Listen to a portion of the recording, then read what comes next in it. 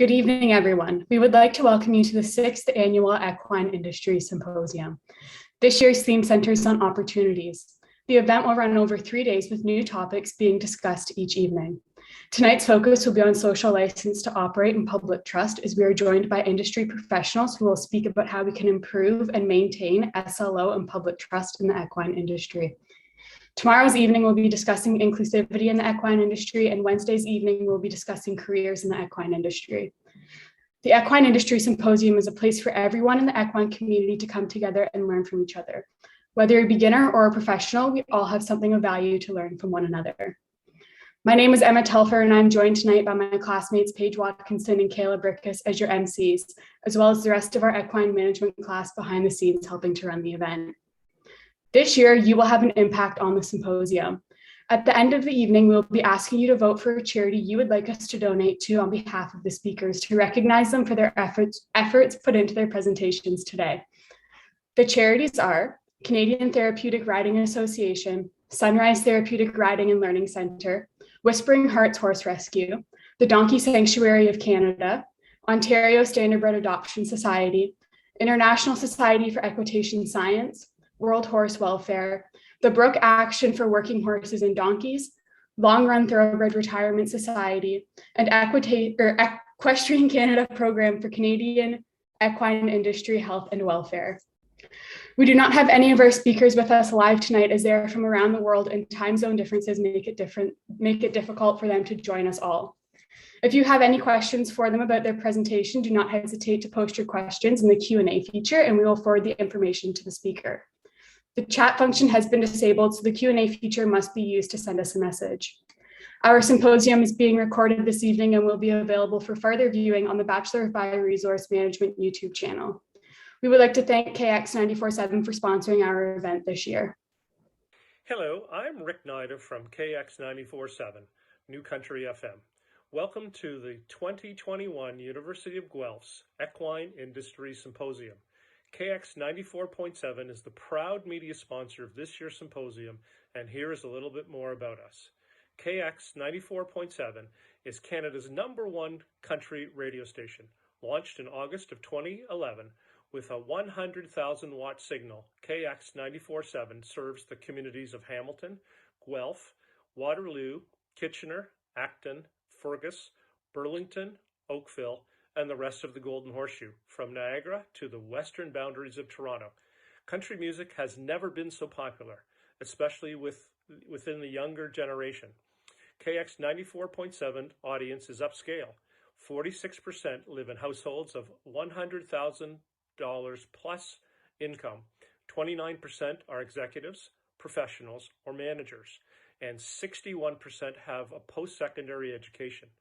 Canada's Country Music Association's 2014 Personalities of the Year, Toff and Melissa, kick off the morning show from 5:30 to 9.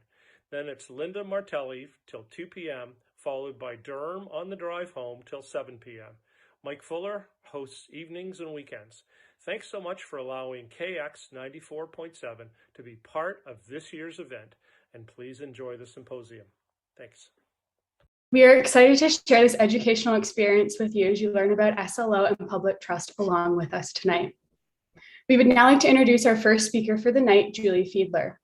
Julie is currently undertaking a PhD at the University of Melbourne titled Forecasting Horse Welfare Expectations, Insights from Within. The project investigates attitudes towards horse welfare in the context of racing, riding, sports, tourism, and social license to operate. Thank you for joining me today, and for the University of Guelph for inviting me to speak about the social license to operate and public trust in the equine industry.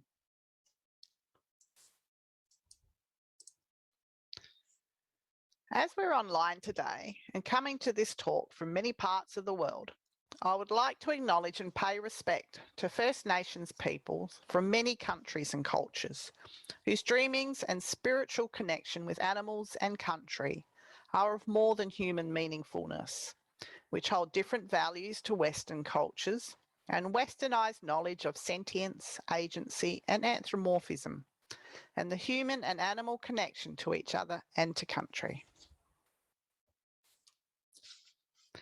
I've been employed in the various sectors of the horse industry for over 35 years and am currently undertaking a PhD related to sports horse welfare at the University of Melbourne. Since around 2016, I've been thinking about the long-term sustainability of the horse industry, in particular, the concept of social license to operate and the changing public sentiment about animal welfare. In the talk today, we're going to look at what is the social license to operate and the importance of public trust before taking a look at two issues that have brought us to this place. We will then hear what horse people say before considering social license and what this means for the equine industry. We have all seen headlines where the public, which includes people from inside the industry, have become outraged about welfare. The outrage may be seen as knee-jerk, emotional, and not evidence-based from the perspective of those on the inside. Yet this response impacts the public's perception of how we go about doing things with horses. Some tension arises when horse welfare appears to be compromised. Other tensions relate to attitudes towards horses. Are horses a commodity, a worker, or a companion? Language common in our industry, such as breaking in or breaking down, may just not resonate with the public. And other language, such as are we using horses or are we working with them, or both? There's certainly lots to think about. The general public and people inside the industry gain information about what is going on from media platforms. When social media gallops ahead because bad news or misinformation goes viral, reputations of organisations and people can be rapidly ruined. There is the possibility that the public outrage may continue escalating, causing an overarching body or government to intervene. Most of all, the long-term sustainability of the horse activity is impacted because supporters, such as members and event sponsors, might just turn their back and walk away. We can only run equestrian events, ride and do all the activities we love to do with horses because the public think it's okay, even when there are media storms happening. Social approval to do activities with horses is given public support, and it's a form of consent, an unwritten, non-legal type of license to carry out what we like to do. This is known as the social license to operate. The term started off in the mining industry and is now associated with a wide range of sectors, including banking and agriculture. The concept of social license has fundamentally changed the way that these businesses and the equine industries now approach their work. The pillars of social license are legitimacy, credibility, and when these two are in place, there is a foundation on which to build public trust. Legitimate organisations are seen to respect horses, be responsible for their management, care for their welfare, and be transparent about these actions. Credibility includes social perception, that is, a belief by the public that if you said a horse welfare action could be done, then in fact it is done. Now let's look at trust a little bit closer. Trust is a value that comes from having some sort of relationship. When you trust that welfare of a horse will be safeguarded, you believe that that sector of the equine industry, business or individual will do what they said they would do. They'll do it to a certain standard. And most of all, good welfare will be provided even when nobody's looking. If there are questions about how a horse is treated in public, this can be expected to carry over as to how the horse might be treated at home. Trust is no longer assumed to just happen. because the organisation has good governance, people and practices. Just because the organisation did welfare really well in the past, it does not mean it can rest on its laurels. Trust is not a static concept. It has to be revisited every day with the public, demonstrated by the doing of welfare. That is, by the way that you go about doing your business of caring for horses. It is important for all parts of the equine industry to reflect on social licence to operate and even to imagine what it might look like if it's lost. The last few slides have provided a general overview of the social licence concept, but stay tuned for talks by other speakers later on in this University of Guelph Equine Industry Symposium for 2021. They'll talk about social licence and their part of the equine industry, including dog sledding compared to equestrian, equine husbandry, high-performance equestrian sport, and racing. As a part of thinking about social licence, let's look at two of the many changes that have taken place in society in recent years, which have influenced how we go about our work with horses. The first is the use of technology in social settings. The second is the changing community expectations about welfare. Technology has become firmly embedded in social networks and settings, resulting in an immense impact on human behaviour. You have no doubt witnessed people walking across the road, looking at their smartphone, even though there's traffic going forwards and back. Or they could be spectating backwards, like in this photo. How people interact with information has also changed, moving from being news readers only to news makers. It's much more interesting to be in the game, to know about as much about it as possible, and socialise the sharing of information. Personal opinions or images have value, and it's traded like currency. The second topic is about societal attitudes to animal welfare and to realise how these are changing. Many of us will be familiar with the concept of safeguarding as it has been applied to children. This is where key people in a child's life, such as the school teacher or the netball coach, have roles to play in providing a safe environment for learning and play. Safeguarding is also a term that in recent years has been applied to animals and their welfare. We can see this shift in the wording of animal welfare laws and codes of practice. They're moving away from a goal-orientated prevention of cruelty towards a more holistic and active concept around providing minimum standards of care, where many more people, such as club committees and coaches, have a role to play. What would a shift from talking about the prevention of cruelty to the concept of safeguarding mean for your part of the equine industry? As a part of understanding social licence, it is important that we ask people inside the industry what they think. In my research, the question about social licence and the relevance to different horse activities was asked in a recent survey. In the next few slides, we'll hear from respondents. And while we're here, I'd also like to take the opportunity to thank my PhD supervisory team, led by Professor Josh Slater, who's provided valuable guidance and leadership, and to Drs. Sarah Rosanowski, Margaret Eyre, and Simon Firestone. Some people said, when they were asked this question, that there's no relation between social licence and their sport, while others were unsure.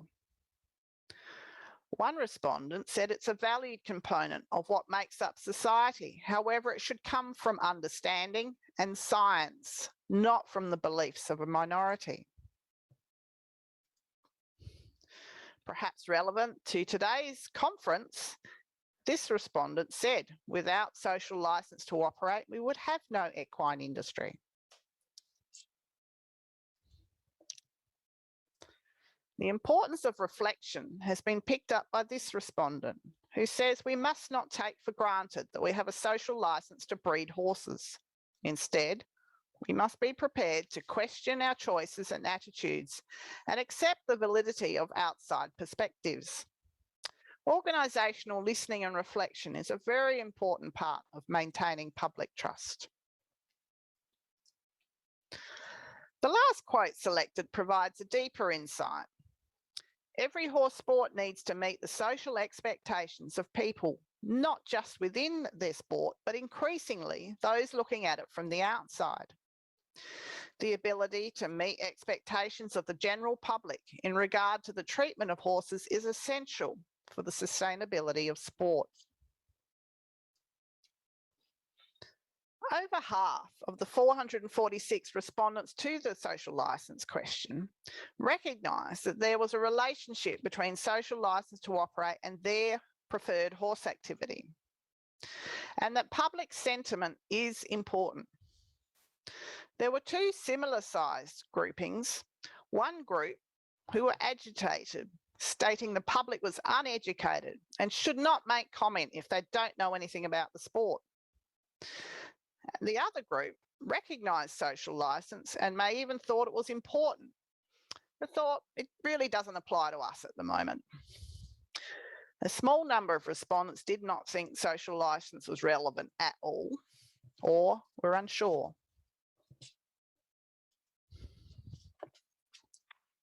As we've seen from the quotes, there are a range of viewpoints because the concept of social licence means different things to different people. When reflecting on your part of the equine industry, it's important to find common ground to progress discussions about public trust and the doing of welfare.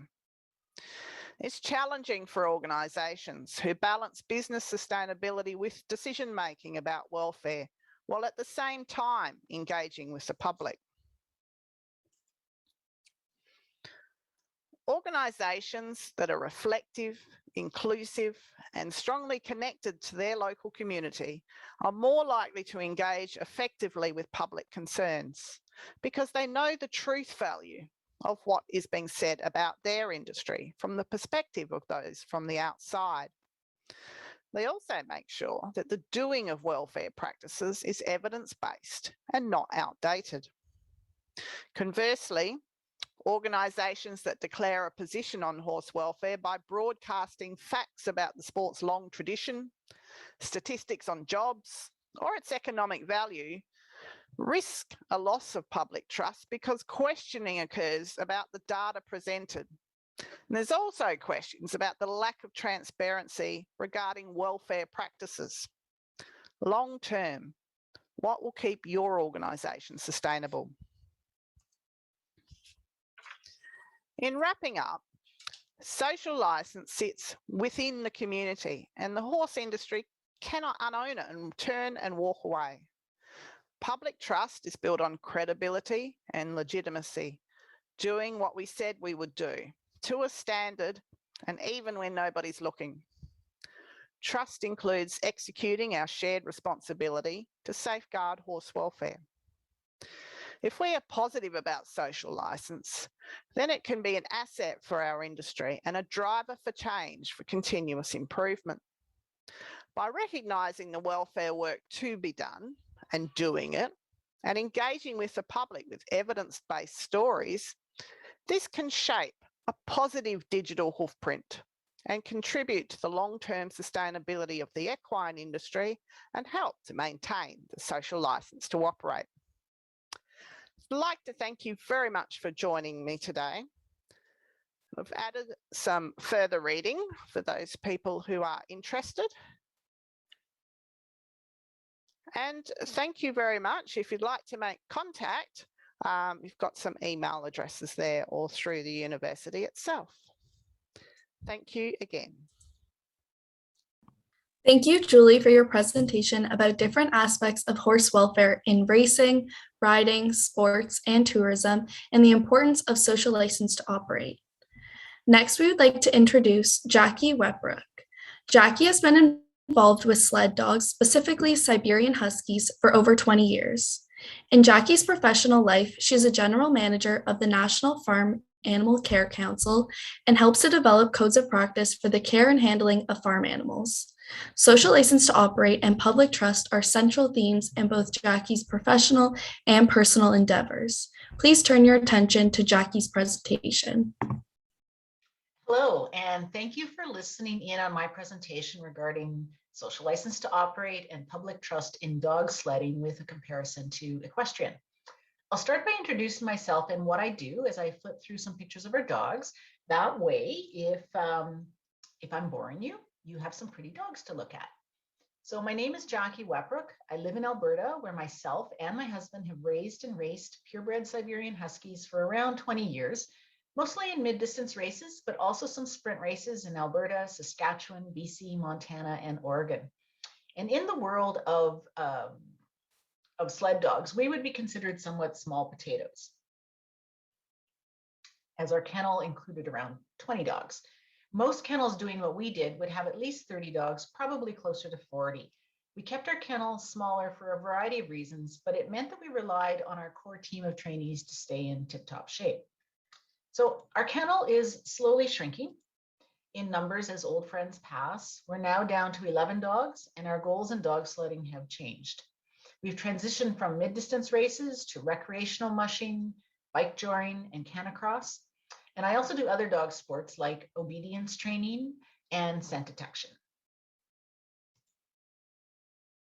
With respect to the topic of this presentation, my day job has some overlap.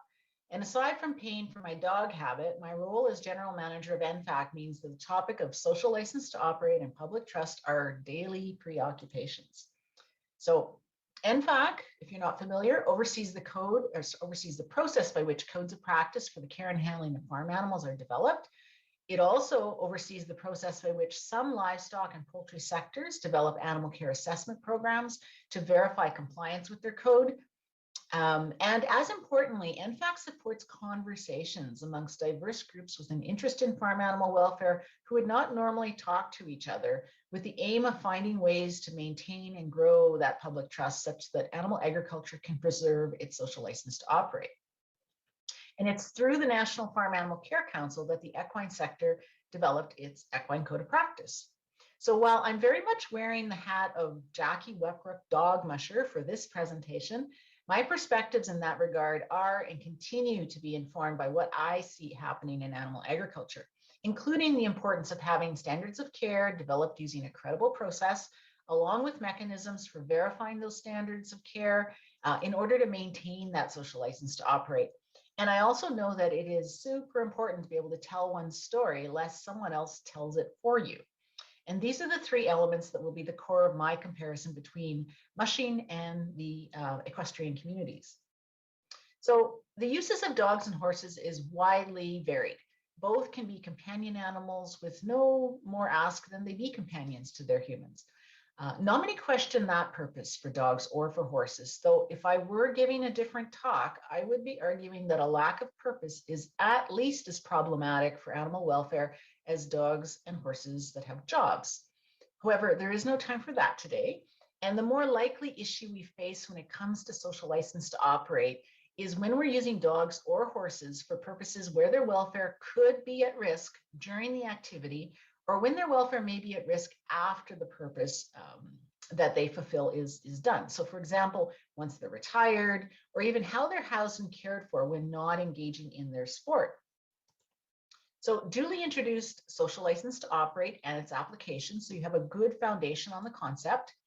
For me, social license to operate is important because without it, one either cannot engage in an activity or the restrictions imposed are increasingly stringent depending upon how much or how little social license to operate one has. And in the world of dog mushing, juxtaposed to the world of the average pet dog, there's often an exercise in confusion with respect to animal welfare. And my fear in losing social license to operate is that animal welfare could actually decline, given that for the average person, it's simply impossible to envision how sled dogs can run long miles day after day and still have good welfare. So this kind of picture is often seen as reflective of a life worth living for a dog, whereas this one may be seen as cruelty. when in fact quite the opposite can be true if one teases apart the various aspects of animal welfare. Though I will say that a life with comforts is not so unusual for sled dogs either. Overall, dog sledding can be said to a large degree to still have social license to operate, but it often depends upon what aspect of dog sledding one is involved in. So there are plenty of activities that dog sleds can be engaged in. Recreational mushing, generally seen as positive for the dogs. They can be part of a tour operation where people pay to go for a ride or drive their own team. They might be part of a sprint racing team that's running short distances of between 4 to 10 miles. They might be in singles or pairs of dogs that do bike touring, canicross, or skijoring, and they can be doing that recreationally or competitively. Or perhaps they partake in mid or long distance dog races. So it's important also to note that the mushing community on the whole is quite scattered across the country, and we are very limited in numbers. We do not have a national sport organization like Equestrian Canada to coordinate or provide leadership across the country with respect to maintaining our social license to operate. Our resources are super limited, and any organizations that do exist are generally provincially based and strictly run by volunteers.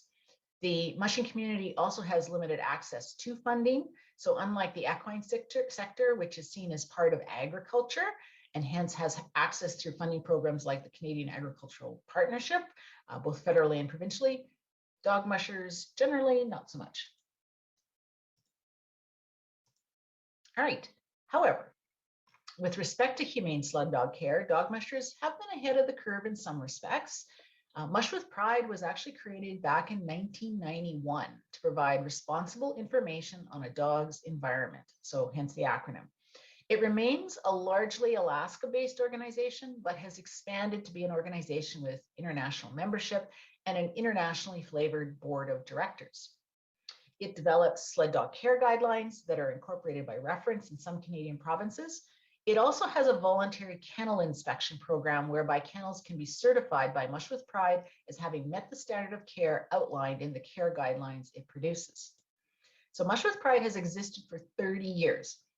And while it's difficult to measure how effective the organization and the guidelines it produces have been for maintaining that social license to operate, it's certainly true that the fact that they have existed has meant that regulators have something to point to versus developing their own standards for sled dogs, at least for a time and in some provinces.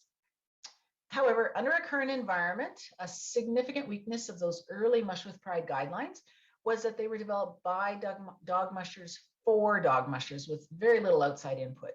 And while having standards of care is certainly a first step in maintaining social license to operate, it's also critically important that external and independent expertise, notably animal welfare science expertise, is embedded into the standards development process. So additionally, and ideally, there should also be an opportunity for broader input from interested parties. And that can take the form of a public comment period, especially if the animal use standards have a high degree of public interest. And the process for standards development is important because this is what lends credibility to the standards that are the product of that process. So the latest iterations of the Mush with Pride guidelines have included input from academia and veterinary experts with more of an emphasis on animal welfare science. However, the mushing community simply does not have the resources that the equestrian sector has been able to access in developing and maintaining the equine code of practice through the National Farm Animal Care Council, which I would suggest is a gold standard approach to developing standards of care. So a major crisis event can be a huge game changer for one's social license to operate. And unfortunately for the sled dog community, that game changer is what is generally known as the Whistler sled dog cull. And in the interest of time, I won't go into the details, but essentially a large number of healthy dogs owned by a tour operation were killed using unacceptable methods and for questionable reasons. And this event was international news for weeks. The awfulness of what happened to those dogs triggered huge outrage in the public, but also amongst dog mushers. And when it comes to social license to operate, we too often look at animal rights groups and complain about their wrong or exaggerated or out of context depictions of our sport or our animal care practices. My own view is it's not the animal rights groups that I'm concerned about. I'm concerned about the dog musher who is not providing proper care. They are the ones that undermine my credibility and legitimacy and integrity. And they are the ones that tarnish my reputation as a dog musher who cares deeply about my dogs. And it's the people within our communities who are not doing the right thing by their animals that we really need to be guarding ourselves against.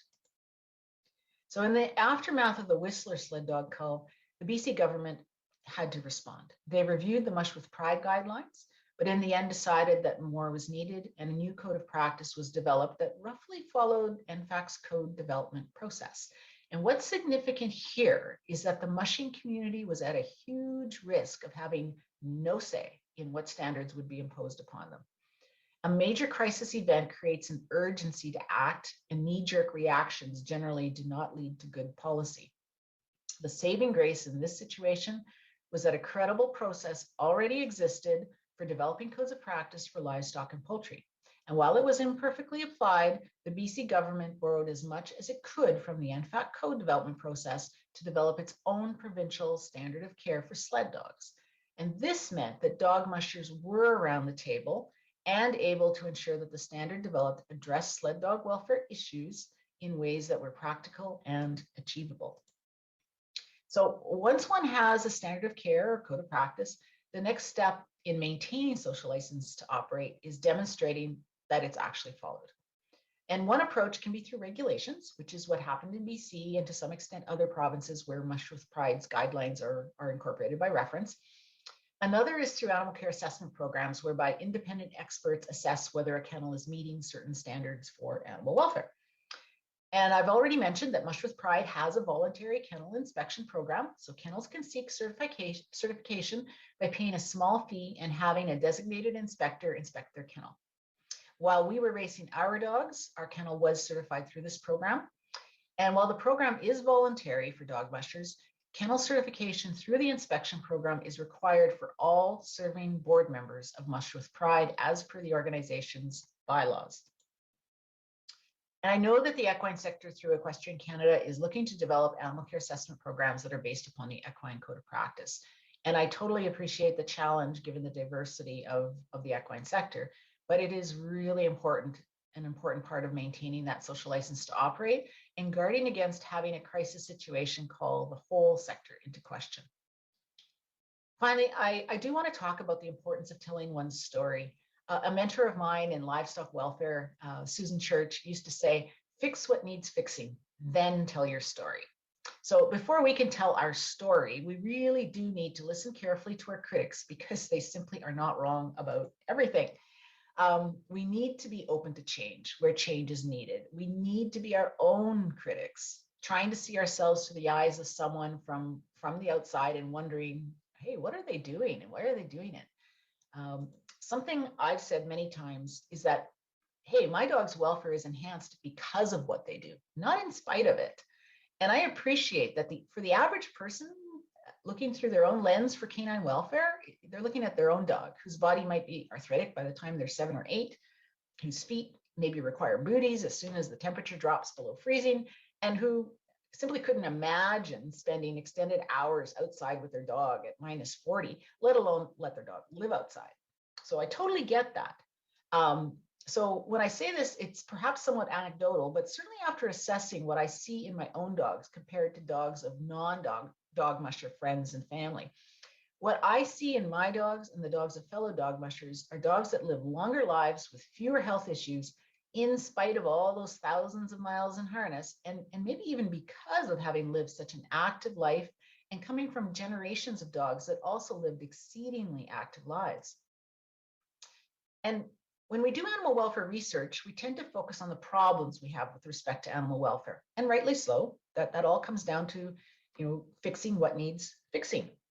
However, I personally would like to see animal welfare research done on dogs whose lives are relatively free from common ailments that plague the average dog, like arthritis and dysplasia, in spite of having those thousands of miles in harness. We can only tell our story of positive welfare outcomes for our dogs and our horses with evidence. And it starts with our own kennels and our own stables, the anecdotal evidence, But hopefully the science starts to catch up with what many of us with working animals know, that they indeed do have lives very much worth living. So thank you very much for the opportunity to talk about social license to operate as it relates to dog mushing. And I hope that you can see the important parallels to equestrian. Thanks very much for your time. Thank you, Jackie, for sharing your insights to dog mushing and how they may affect the equine industry. Just a reminder, if you have any questions about the presentations, don't hesitate to leave them in the Q&A section and we will try our best to get back to you with an answer. We are glad that so many of you are enjoying our topic tonight and we're excited for you guys to learn more. Here is a word from our sponsor.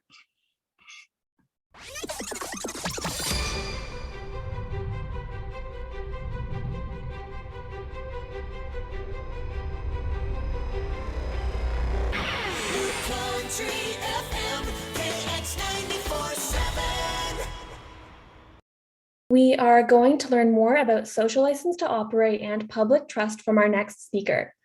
We would now like to welcome Sabrina Briefer. Sabrina is the head of the research team at Agroscope Swiss National Stud Farm. She is a behavioral biologist and has focused her research on the assessment and improvement of equine welfare. Hello everybody, I am the head of the team research at Agroscope Swiss National Stud Farm and I am happy to present SLO in horse husbandry in Switzerland. In this presentation, I will talk about the different actors involved, about the role of research in informing and making changes, about the different steps necessary for the acceptance of what we are doing in research and in equine husbandry, and in the building of public trust. I will also explain how the interactions between all these actors result in an improvement of welfare in husbandry. The task of the Swiss National Stud Farm is beyond other to do research. The results of our study serve as provision of decision-making basis for the legislation of the authority. We also need to exchange knowledge and transfer technology with practitioners, extension service, industry, academia, and to teach the public. In our work, we need to stay close to the practice, scientific community, and agricultural policy, and to support an animal-friendly, economical, and safe housing and use of horses. We have many different research areas, but today I will focus on keeping horses.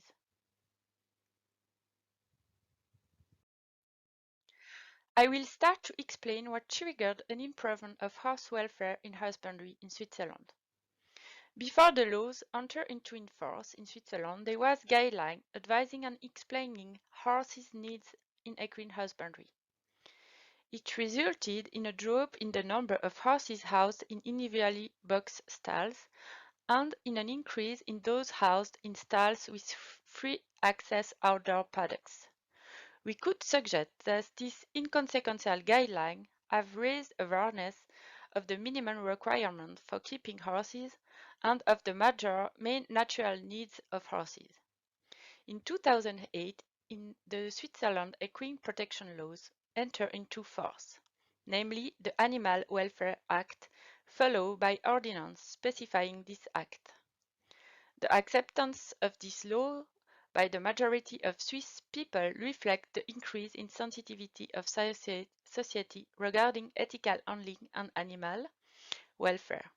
Indeed, the purpose of this law is to protect dignity and well-being of animals. Since this law entered into force, it's impossible to keep a horse alone, even with other herbivores like cow or goats.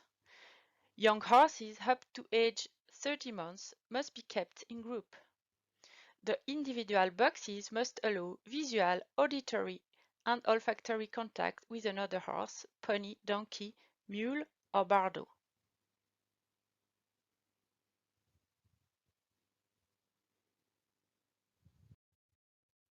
According to this law, the well-being of animals exists if they have the possibility to behave according to the species clinically healthy.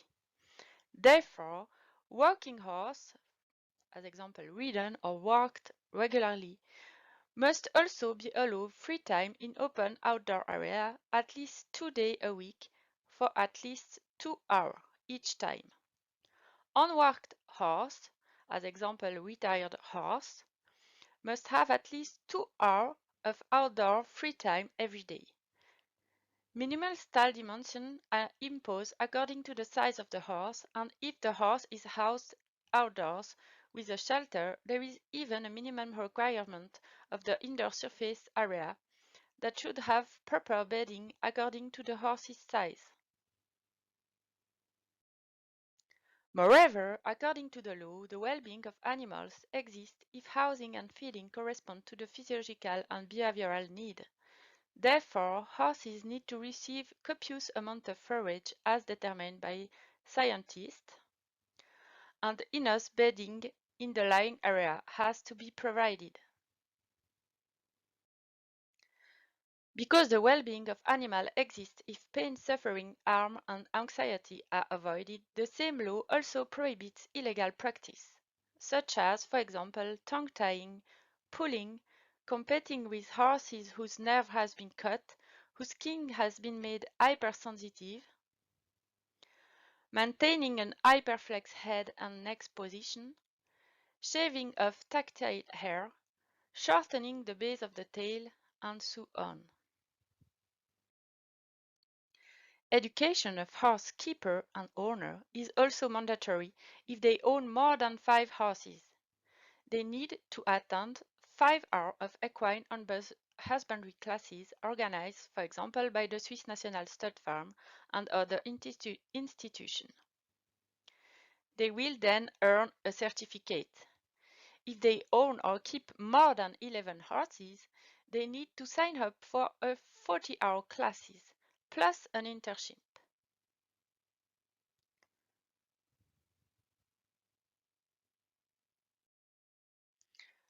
On this graph, you can see the husbandry systems comparison over the last 20 years. The data come from questionnaire about housing system of equites in Switzerland. In light gray, the data are represented are the data from 1997. In red, the data from 2004 are represented, and the more recent data are represented in dark gray. We can easily see the important increase of boxes with paddock and group housing system.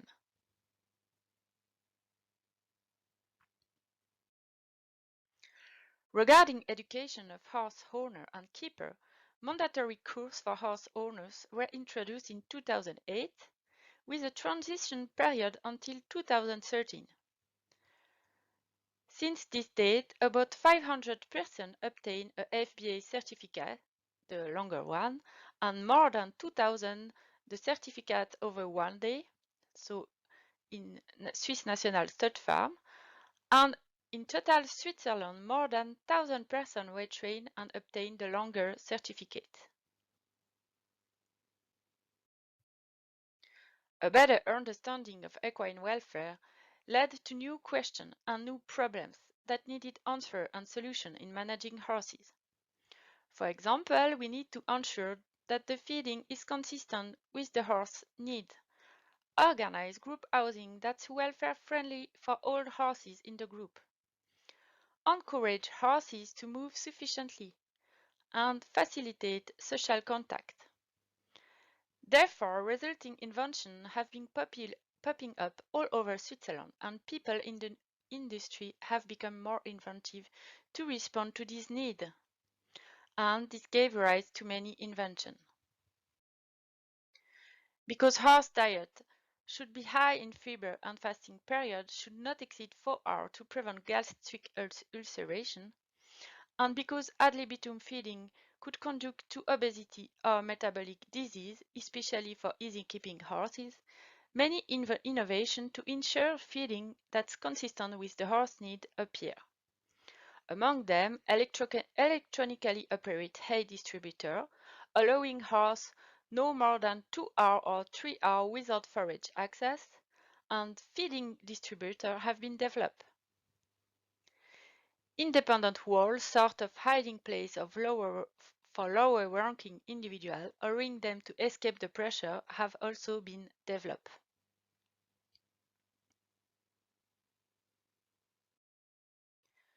To facilitate more social contact among individually housed horses, designers have developed various kinds of stall structure that allow horses to touch each other with minimal risk of injury. As example, open stalls with no bar or wall above 4 feet high are becoming more common and work successfully in many stables. Box terrace design with row or stall that have individual paddock adjoining them also allow social contact are becoming more popular. Another example are the fence between paddock having no electric barriers, permitting closer contact between the horses. However, some of this innovation must be tested and approved by science.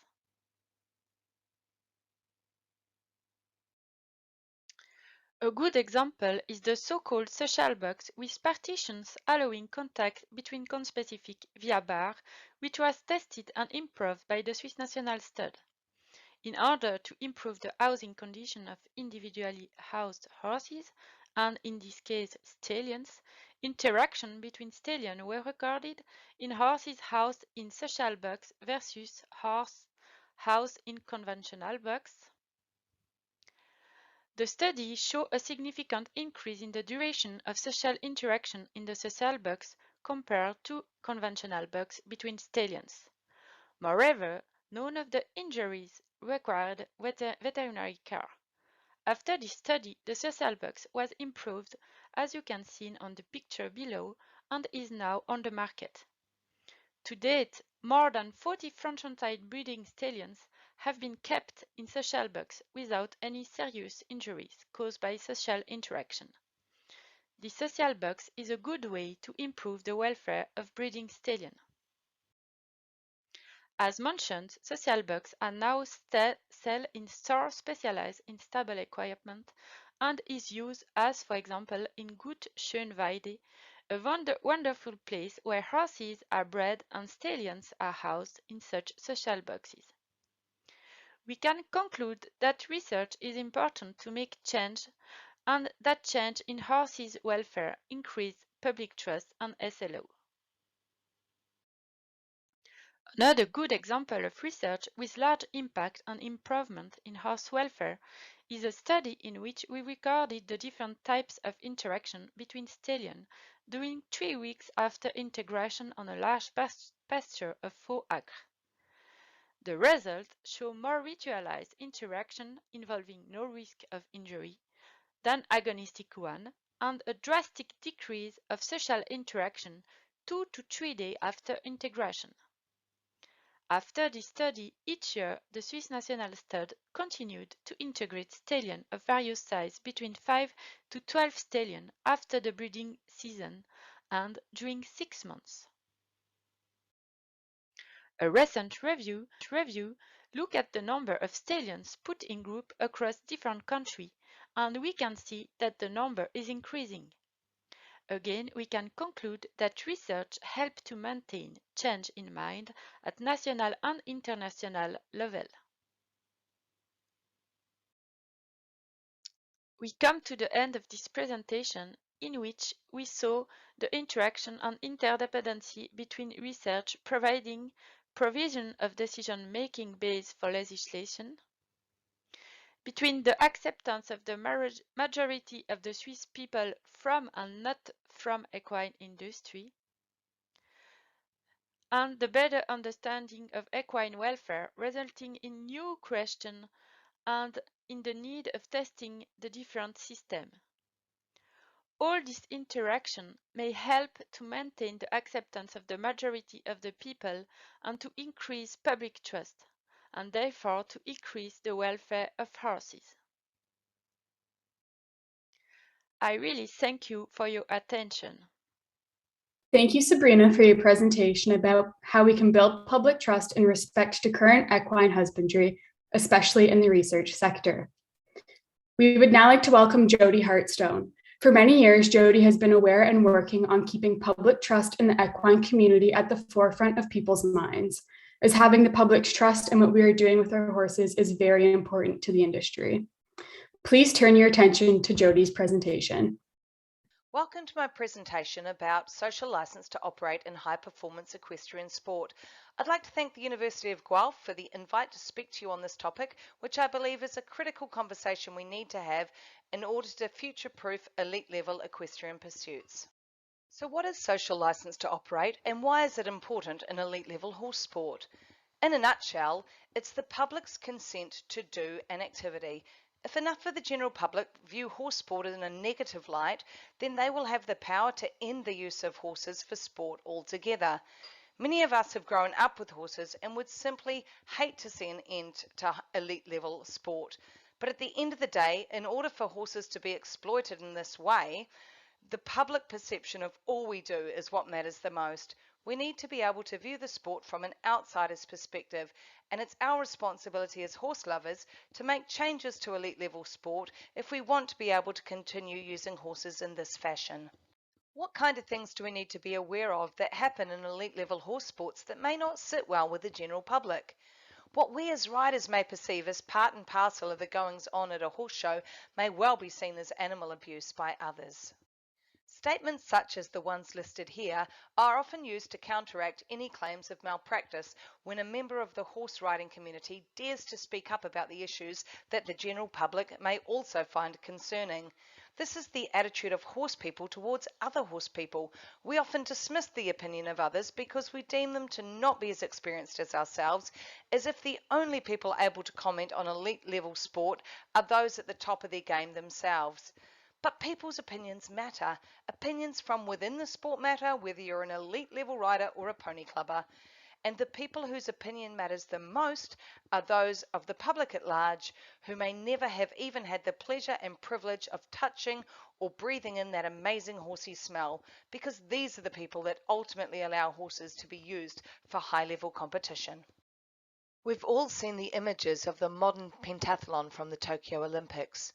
Due to the public outrage that followed, the international governing body of modern pentathlon was left with no choice but to remove the use of horses from the sport after the Paris Olympics that are coming up next. Although many horse riders were relieved to see this outcome, it may well have opened the floodgates to further public scrutinisation of the use of horses in sport at this level. And yes, it was horrible to watch, but let's be honest, how is that what we saw at the Olympics any different from what we see on occasion in horse sport at the local club grounds? What I believe was most horrifying to horse people is that we were seeing it unfold in our lounge rooms and on our laptops, where we knew everyone from all walks of life was watching. At regular horse shows, when this type of riding sometimes occurs, I believe we're more comfortable with it, as those of us there form some sort of circle of trust based on the outdated traditions and ingrained teachings of our youth. The FEI is the governing body in charge of the Olympic disciplines of eventing, show jumping and dressage, and they're also the governing body for para-dressage, carriage driving, reining, vaulting and endurance. In their rules, they talk about maintaining the highest levels of equine welfare and ensuring fair play, and that it is imperative that horses are protected against overuse or abuse. There's global anti-doping and controlled medication programs and also a strict code of conduct. It's important to note that accepted practice is not always good practice. There's been a shift away in recent times from what was previously considered optimal horse welfare under the 5 freedoms model, which was really focused on good horse care, with the horse having food, shelter and a safe environment. However, the focus is now shifting towards what an animal requires in terms of their innate needs to lead a good quality of life, which will include lengthy daily foraging, equine company and the freedom to move. Top competition horses may be well cared for in the sense they have warm rugs, clean water and deep bedding. Heck, some even have masseuses and a nutritionalist looking out for them. But more often than not, the horse is kept in isolation in a stall, unable to engage with others through wither scratching and touch, and with very limited ability to move and forage as it would in a more natural environment. Competition riders are often blinkered and their focus is solely on caring for the horse as a top athlete, often forgetting about the quality of life aspect. I'll never forget the day a friend brought their non-horsey cousin to my farm to see my horses here in New Zealand. The very first question he asked was, to my horror, why are the horses in cages? Which really got me thinking, Is this how the public perceive the keeping of horses in stables? Much work has been done over the past few decades about the enrichment of the lives of zoo animals. It's no longer acceptable for many sectors of society that animals are kept in zoos for the pleasure of the public. Many zoos now play a critical role in the breeding and conservation of endangered species, and the enclosures the animals are kept in are much better suited to their mental and physical needs than they have been in the past. However, the way we think is normal to keep horses has not progressed at the same rate. So what does the FEI say about good horse welfare? In their code of conduct, they mention things such as the general welfare of the horse, its fitness to compete, and that events must not prejudice good welfare, having good surfaces and stabling with no extremes of weather and so forth. They emphasize the humane treatment of horses with vets always in attendance and urge people to get educated when it comes to good horse welfare. But you'll see that most of what's considered welfare under the FEI Code of Conduct is more about good horse care, with very little, if no mention of the horse's ethological, hardwired needs for companionship, freedom, and foraging. There's no mention of the need to follow training methods that have been validated by the science of learning theory, which in itself can have major negative effects on the well-being of a horse. For sure, drug testing is important to ensure the welfare of competition horses and to eliminate drug cheats. But I do often feel that it's often somewhat of a red herring, deflecting away from the real issues, such as non-horse friendly training methods. A drug may appear in a horse's system through something as innocuous as a steward using a cream on their sore knee and then picking up a broom. Someone else then touching the same broom, shaking hands with the groom of the horse, and then the horse returning a positive swab. Medals have been stripped from horses and riders with such small traces of a drug in their system that it equates to something like a drop of water in an Olympic-sized swimming pool and could certainly never be seen as performance enhancing. So whilst testing for drugs is a good thing, it may actually deflect away from more pressing welfare issues. In an attempt to improve the public's perception of horses in high-level sport, the term happy athlete was taken on by the FEI in their rules for dressage some 20 or so years ago, and it remains in the rules to this day. However, some riders, trainers and judges become so focused on expressive movements and accuracy in the competition arena that they lose sight of what being a happy athlete really means. After all, the happy athlete is a very subjective thing to aim for, and the interpretation of this rule, whilst it's a good perception, it certainly has its disadvantages and can be misinterpreted very easily. For instance, if an FEI judge taking a clinic for other judges tells these judges that there must be no resistance in the mouth, many trainee judges may be under the impression that an open mouth should always be penalized. But if judges start to become overcritical on the mouth, then riders simply find a way to shut the horse's mouth. And that's what we certainly see in today's sport, with an alarming trend for overly tight nosebands. The two qualities appreciated by the judges in the show ring the most are happiness and brilliance, but unfortunately these two factors don't often go hand in hand. Horses that seem happy in the show ring often lack brilliance and get scored down because of that, and horses that are brilliant in the show ring and induce the wow effect seem to be tense, nervous and spooky. If we demand more and more expression and extravagance in competition, then we are certainly going to push horses more, and the tension will become more obvious, not just for horse people, but for the general public. The FEI crowned two horses, Salionero and Rusty, as their top two happiest horses at the 2004 Olympics. However, both horses appeared to be quite spooky, so how can these horses be considered happy? For sure, fear is certainly not associated with harmony, happiness, steadiness and trust. So how can horses that freaked out in the show ring be labelled as happy? Here is a picture I took of a well-known international show jumper at a big show jumping event in Ireland. I put this photo on my Facebook page amongst others I'd taken the same day, and the social media outcry baying for the blood of the rider was fairly intense. But should the blame be on the shoulders of the rider or directly on the governing bodies that allow this to happen?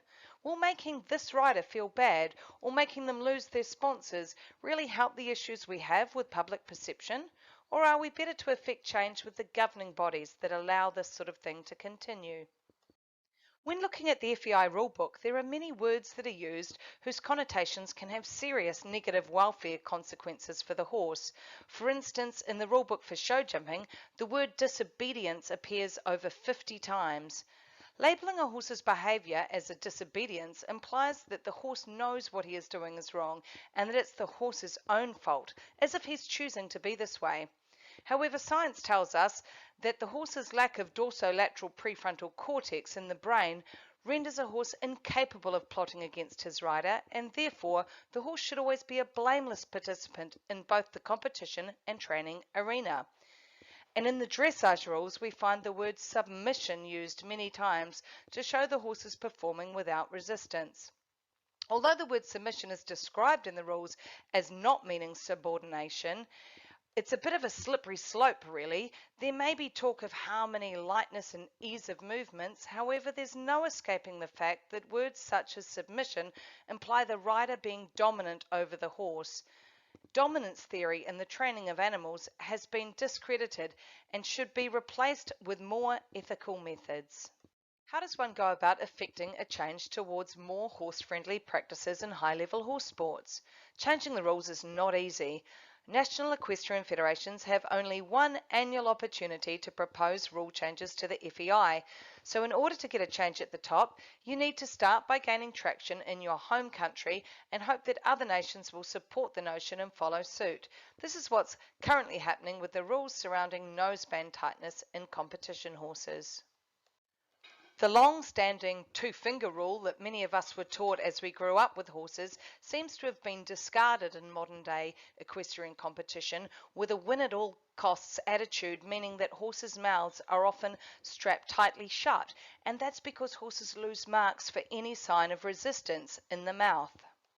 However, the FEI wanted a standardized way to measure nosebands, so Professor Paul McGreevy from Sydney University made the ISES taper gauge that you see in the right-hand picture.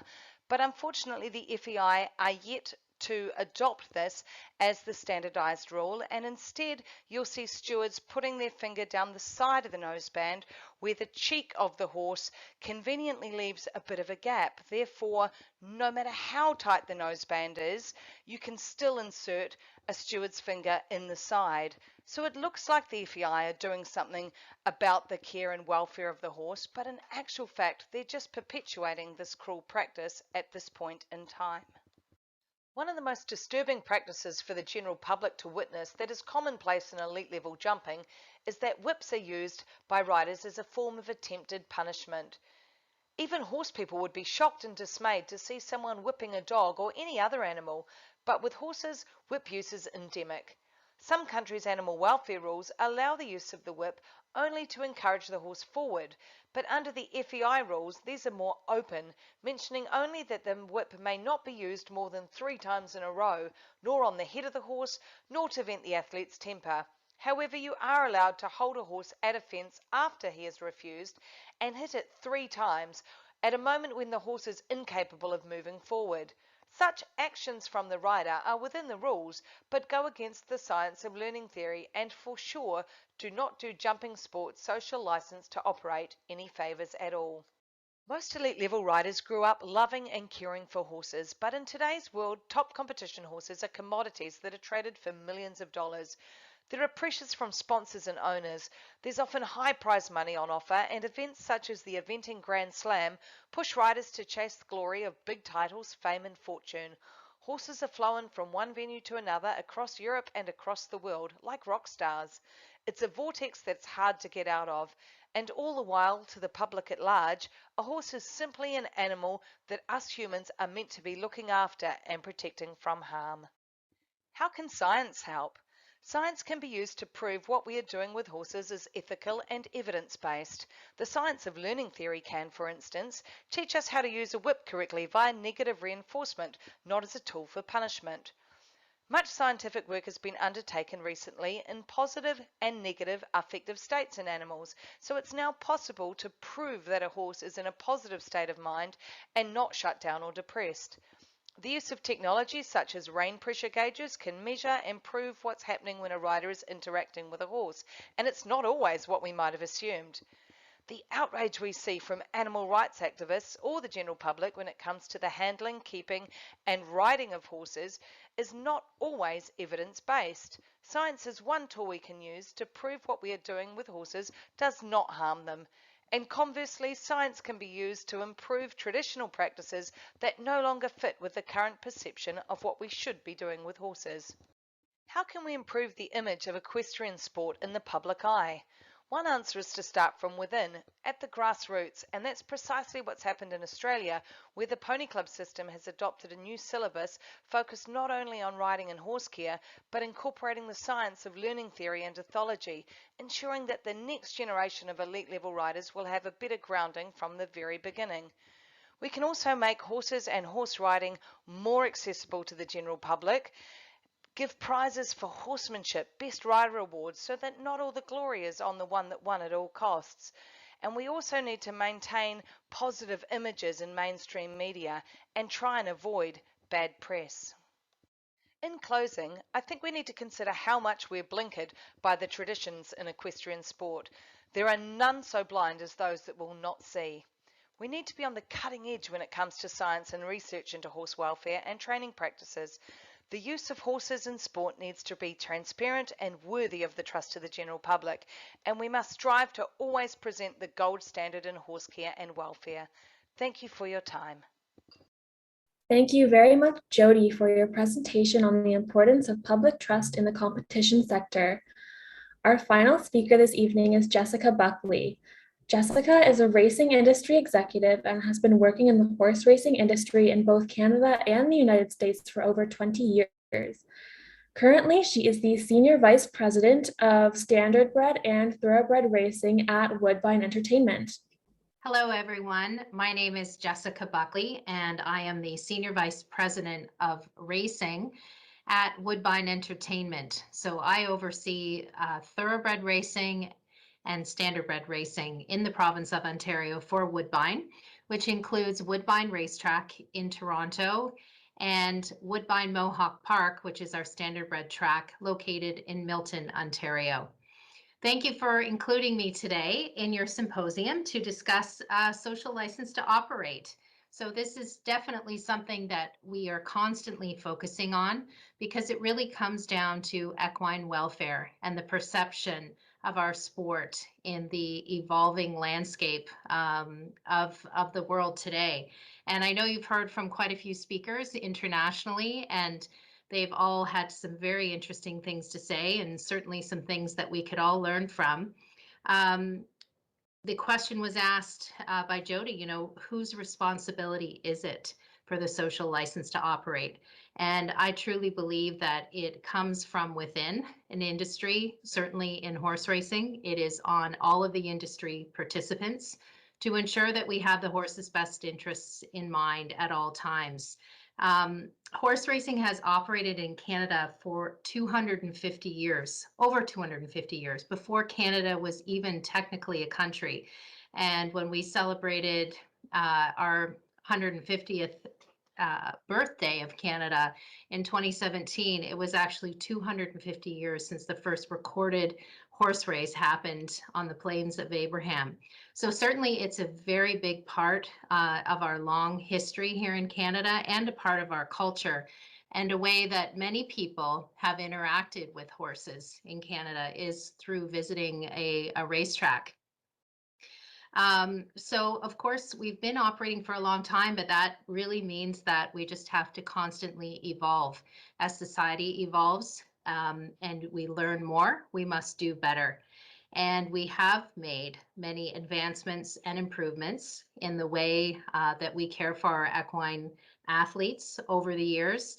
And it really comes down to having the right group of people working on things that are dedicated to this. And certainly at Woodbine Entertainment, as I said earlier, it's a huge focus of what we do.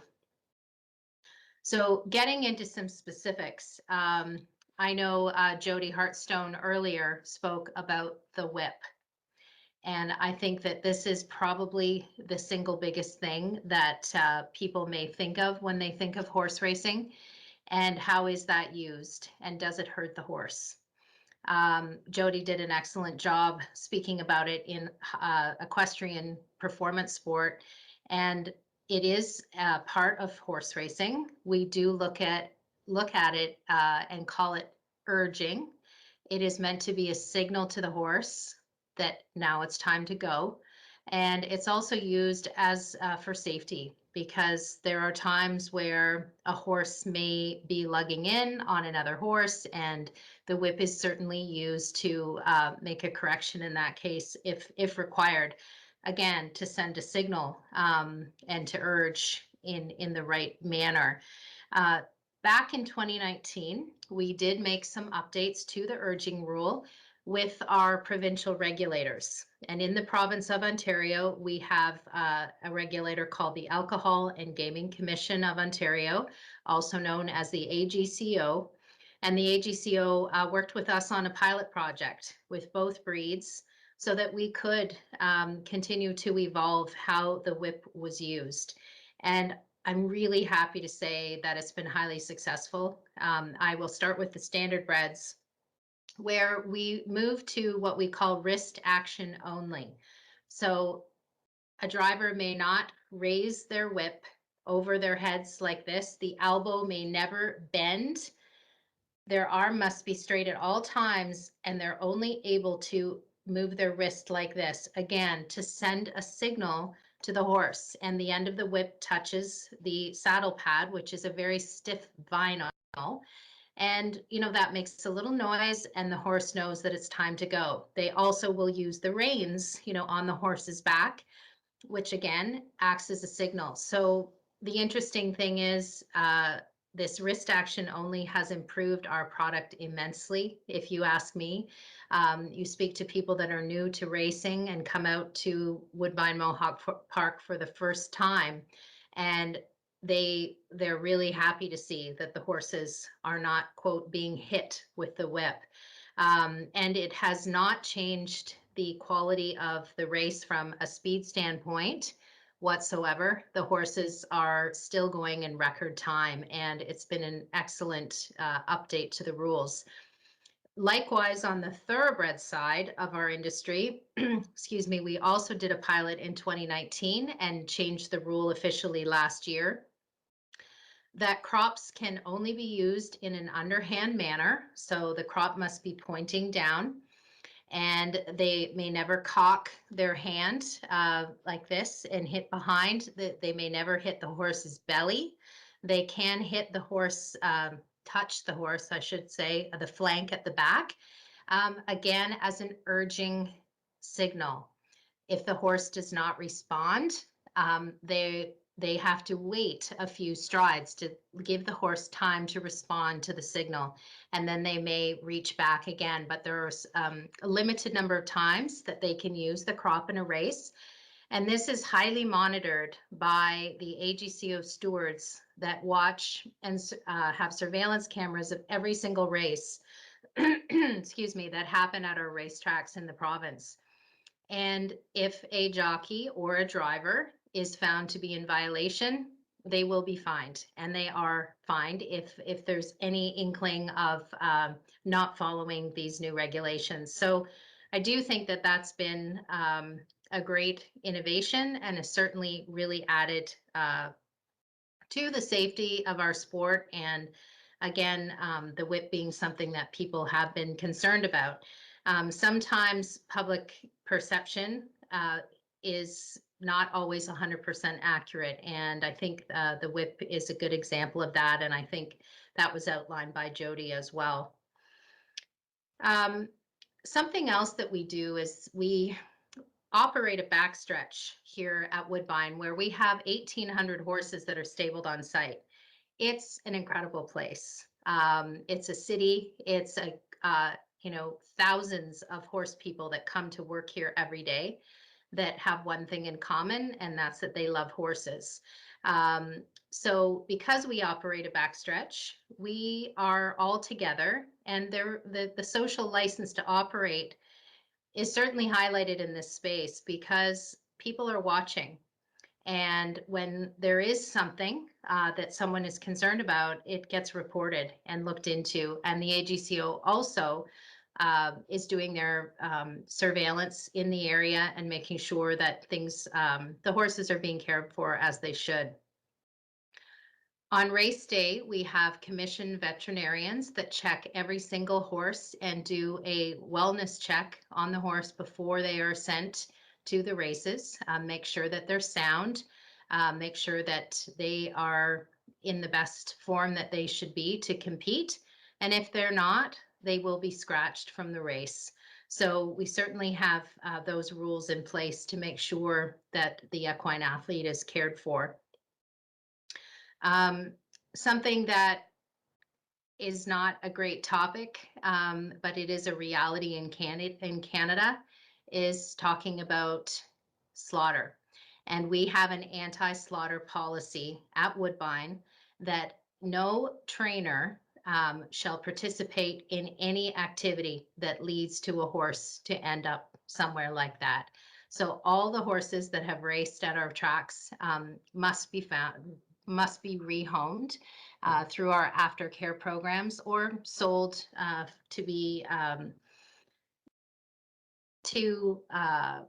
retrained, excuse me, that's the word I was looking for, to be retrained into other vocations. So whether they become a trail horse or they go into the hunter jumper ring or dressage, or sometimes they just become a companion horse for people.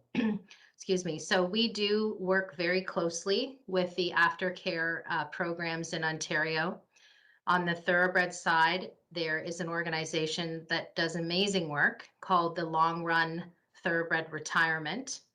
And we contribute to them significantly, both financially and also creating awareness around thoroughbred retirement.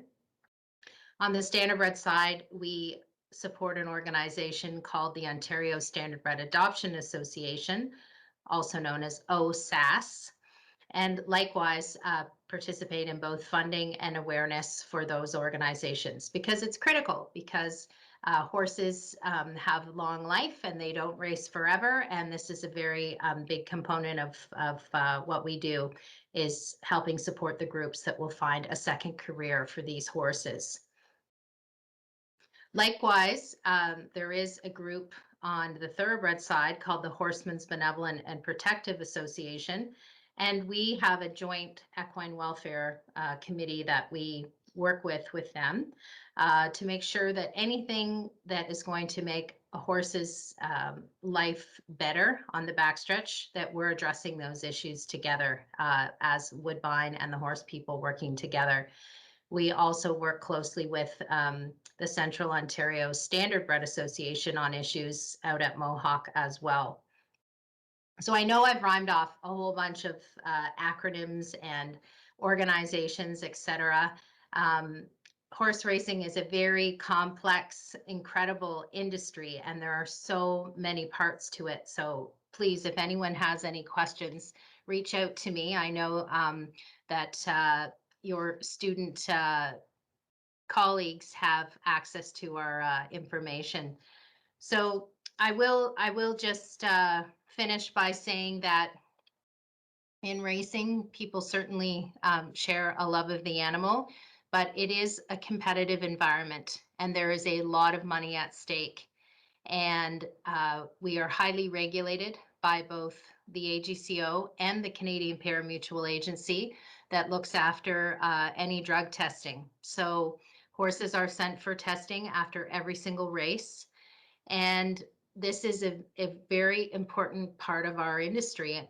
Like any competitive sport, once in a while, there are people that are looking for an edge. And that's why it's so important that we are always monitoring and surveilling so that this does not affect the equine athlete. We will be launching, relaunching, I guess, re-kickstarting a new campaign in 2022 in partnership with the AGCO, which is a See Something, Say Something campaign, so that we can be certain that people have an anonymous tip line that they can call these they can call into, and if they are concerned about horse welfare anywhere, that it's reported. We also receive calls once in a while directly to our racing departments to make sure that people are being checked into if required, and the AGCO does their thorough investigation. So all of these things come into play to make sure that our sport is as safe as possible for the horse, so that they can enjoy their jobs and that the people that are with them can feel very fulfilled and great about the industry that we work in. So again, the social license to operate, we are lucky that we have been here for so many years, but we must continue to evolve and respond to any concerns that come our way and continue to do what's right by the horse. And I feel that if you put the horse at the center of everything that we do and our decisions evolve around that, then we're going to end up in a good place. So thank you for listening today. Again, I would welcome anyone to reach out to me. We're in the neighborhood, both in Milton and in Toronto, and I invite anyone who's listening today that is a student at Guelph to please reach out and connect with me if you'd like to learn more about the racing industry and the careers in racing. Thank you. All the best. Thank you, Jessica, for speaking to us about aspects of social license to operate and public trust in the racing industry. We are so happy to see that it was a positive experience for most of you. We would like to take another quick moment to thank our sponsor, KX 94.7.